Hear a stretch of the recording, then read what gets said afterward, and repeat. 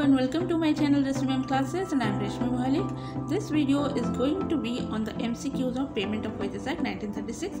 So let's start. Our first question is, the present wage ceiling per month for the purpose of the Payment of Wages Act 1936 is. So let me tell you, this act is applicable to the employees whose earning is up to rupees 24,000 per month. Okay, so according to this, the correct answer is option number D, that is 24,000 per month. Okay, so only those employees whose wage limit is up to rupees 24,000, they are covered under this act. Now question number 2, which of the following is not included under the definition of wages given under the Payment of Wages Act 1936?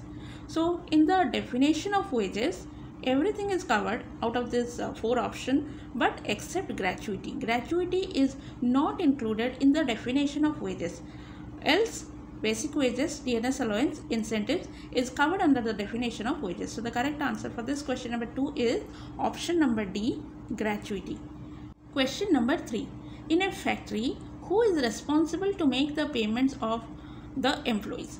So to give the payment is every employer's responsibility, but in the case of factory, it is the responsibility of a manager to give the payment to the employee. So the correct option is option B, manager. Question number 4. Under the Payment of Wages Act 1936, the maximum limit and deduction should not ordinarily cross. So let me tell you, the maximum limit and deduction is 75% in case of payment due to the cooperatives, and in other general cases is 50%. So the permissible deduction under which maximum deduction can be made by the employer on the employee's wages is correct option C, that is 50% generally and 75% in case of payment due to the cooperatives. Now come to question number 5. If the employee is terminated or removed from the employment by the employer, the wage of that employee should be paid within what days from the day on which he was removed or terminated?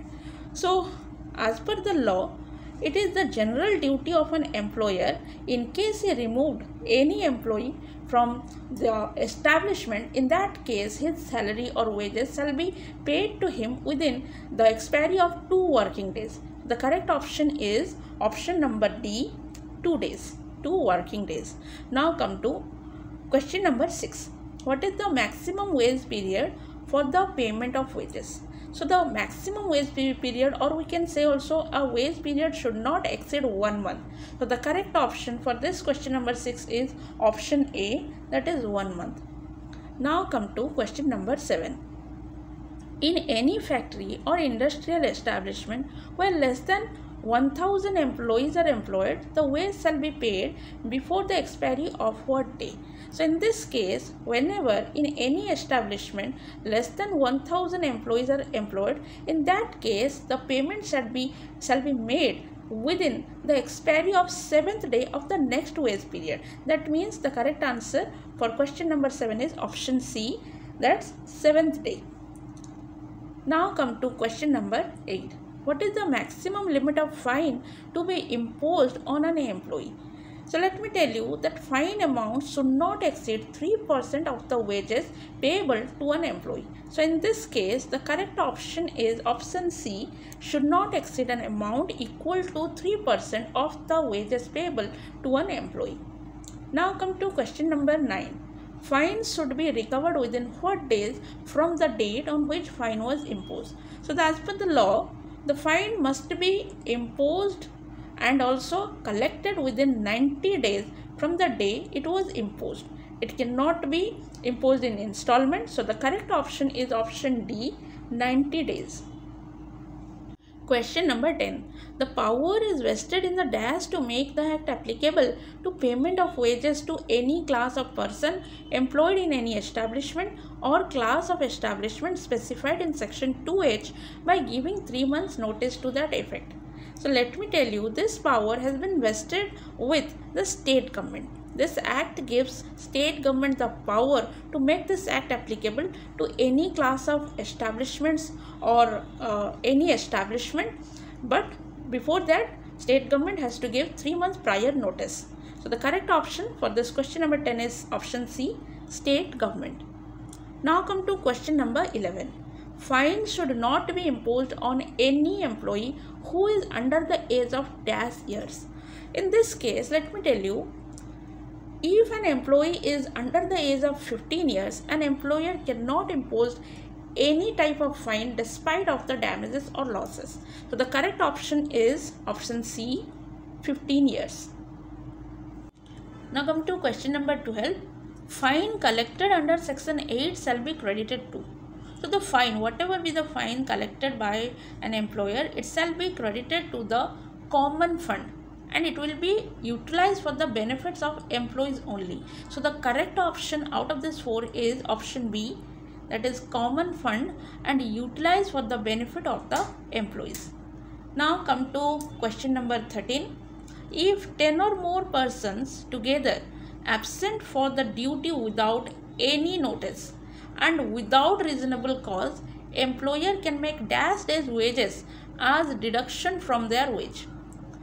So in this case, whenever 10 or more persons together absent from the duty without giving any notice or without any reasonable cause, then the employer as per this act can deduct up to 8 days salary or 8 days wages from the wages of the employees. So the correct option of question number 13 is option D, 8 days. Question number 14. Under Payment of Wages Act 1936, in any factory in which 1200 persons are employed, wages must be paid out. So in this case, wherever in any establishment more than 1000 employees are employed, the wages must be paid before the expiry of 10th day of the following month. So in this case, the correct option is option B, before the expiry of 10th day of the following month. Question number 15. Time of payment of wages prescribed under what section? So the time of payment of wages is prescribed under section 5, which says that if in any establishment less than 1000 employees are employed, in this case wage shall be paid before the expiry of 7th day of the next wage period, and if in any establishment more than 1000 employees are employed, in that case wages to be paid before the 10th day of the following month. So the correct answer for this question number 15 is option C, section 5. Question number 16. Work manager has no power to deduct from wages towards. Yes, there is permissible deduction which any employer can make, but a work manager has no power to deduct from wages towards the cost of tools and raw materials supplied to workers for purpose of employment. Okay, so the correct option is option B, and rest it can be deducted. Like option A says C and D, it can be deducted by the employers. Now come to question number 17. A single application may be presented under section what on behalf or in respect of any number of employed person. So in case any application has to be submitted, in this case for any claims, in this case section 15 is applicable, where a single application may be presented under section 15 on behalf or in respect of any number of employed person. So the correct option for this question number 17 is option B, section 15. Now come to question number 18. Mode of payment of wages prescribed under. So the mode of payment says that whenever wages shall be paid, it shall be paid in current coin or current currency note, or by check, or by crediting the wages in the bank account of the employees, and it comes under section 6. So the correct option is option C, section 6. Now come to question number 19. Which section of the act covers deduction for damage or losses of tools? So any case of damages or losses, it can be made by the employer and it comes under section 10. So the correct option is option A, and the answer is section 10. Now come to question number 20. The authority who can hear and decide on claims arising out of the deduction from wages or delay in payment of wages, and penalty for malicious or vexatious claims. So out of these 4 options, the correct option is D, all of the above. Yes, these are the authority like any commissioner for workmen compensation, regional labor commission, assistant labor commission with at least 2-year experience. These are the authority who can hear and decide on claims arising out of deduction from wages or delay in payment of wages, and for all penalty for malicious or vexatious claims. And with this, our video has come to an end. Thanks for watching, and please do like, share and subscribe my channel.